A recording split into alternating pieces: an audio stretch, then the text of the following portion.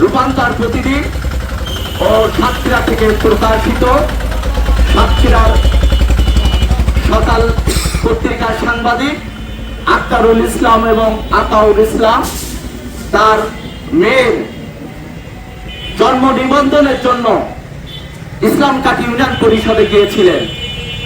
ঠিক 12টা বাজে তখন এই আক্তারুল ইসলাম যখন ইউনিয়ন পরিষদে গেলেন, যে দেখলেন তার চাচাতো বোনের জমি সংক্রান্ত একটি বিষয়ে সেখানে সালিশ চলছে। সেই সালিশে সে কথা বলার চেষ্টা করলে স্থানীয় সন্ত্রাসী রমজান তার উপরে প্লাস দিয়ে এবং হাতুড়ি পিটা করে তাকে রক্তাক্ত জখম করে। পরবর্তীতে স্থানীয় লোকজন সেই ইউনিয়ন পরিষদ থেকে রক্তাক্ত অবস্থায় সাংবাদিক আক্তারুল ইসলামকে নিয়ে হসপিটালে ভর্তি করে। তিনি এখন বুধবার সন্ধ্যায় সাতক্ষীরার জেলা প্রশাসক জনাব মোস্তাক আহমেদ, আমাদের সাতক্ষীরা প্রেস ক্লাবের সিনিয়র সাংবাদিক, সাবেক সাধারণ সম্পাদক, আমাদের সময় এবং মাছরাঙা টেলিভিশনের জেলা প্রতিনিধি জনাব মুস্তাফিজুর রহমান উজ্জ্বলকে উনি তার কার্যালয়ে ডেকে পাঠান। ঠিক তখন সন্ধ্যা উনি বলেন, উজ্জ্বল ভাইয়ের ভাষ্য মতে জেলা প্রশাসক বলেন, আমি সাতক্ষীরার ডিসি, হু আর ইউ ইবলিস। এভাবে কিন্তু অকথ্য ভাষায় গালিগালাজ করে সাতক্ষীরার একজন সিনিয়র সাংবাদিককে নিগৃহীত করা হয়েছে। আমরা সাতক্ষীরা প্রেস ক্লাবের পক্ষ থেকে, সাতক্ষীরার কর্মরত সাংবাদিকদের পক্ষ থেকে এর তীব্র নিন্দা ও প্রতিবাদ জানাচ্ছি। মিথ্যা মামলা এবং আমাদের সাতক্ষীরা প্রেস ক্লাবের সাধারণ সম্পাদক জেলা প্রশাসক কর্তৃক সাতক্ষীরা জার্নালিস্ট অ্যাসোসিয়েশনের পক্ষ থেকে সাংবাদিক সমাজের পক্ষ, আপনারা জানেন বিগত কয়েকটা আপনারা জানেন বিগত যতই সন্ত্রাসী হোক,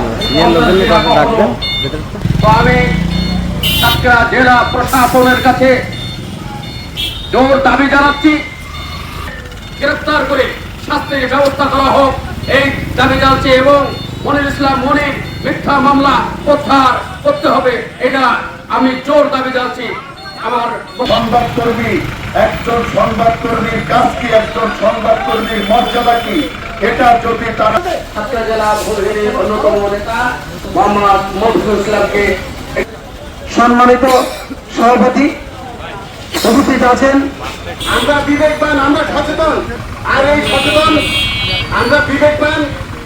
এই যে মানবিকায় আমি পুলিশ সুপারের দৃষ্টি আকর্ষণ করছি, অবিলম্বে আপনারা 24 ঘন্টার মধ্যে আপনার আগে সাতক্ষীরাতে জেলা প্রশাসক কর্তৃক তাকে যে নিগৃহীত করা হয়েছে, আমরা তীব্র নিন্দা জানাই আর প্রতিবাদ জানাই।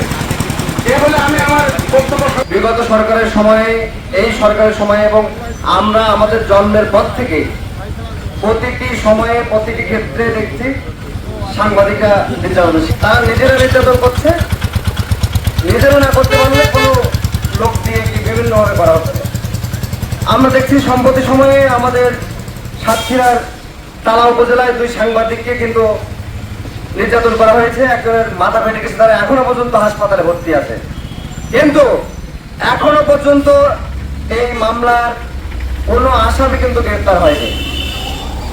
এই গ্রেফতার না হওয়াটা আসলে কিসের ইঙ্গিত দিচ্ছে আমি বুঝি না। এই দেশে যদি থাকে, তারা আমরা জেনেছি যে তারা সাতক্ষীরার মধ্যেই আছে এবং বিভিন্ন জায়গায় ঘোরাফেরা করছে, তাহলে তাদের কানে এখনো গ্রেফতার করা সম্ভব হয়নি। এদের কিন্তু কোনো সুবিধা কি, তারা যে ক্ষতিগ্রস্ত হয় সেই ক্ষতি পুষিয়ে দেওয়া হয় না কোনোভাবে। আমাদের সেই রিপোর্টের কারণে তার বিরুদ্ধে 2টি মামলা করা হয়েছিল।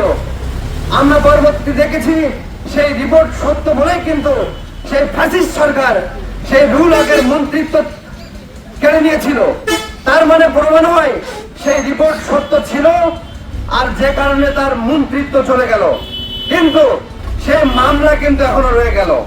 কিন্তু আমরা দেখেছি সেই সরকারের আমলে যাদের মামলা দিয়ে নির্যাতন করা হয়েছিল, অনেক মামলায় কিন্তু বই বেড়াতে হচ্ছে। সুতরাং প্রতিটি সময়ে আমাদের জেলার একটা সিনিয়র সাংবাদিক, প্রেস ক্লাবের সদস্য জনাব মনির ইসলাম মনির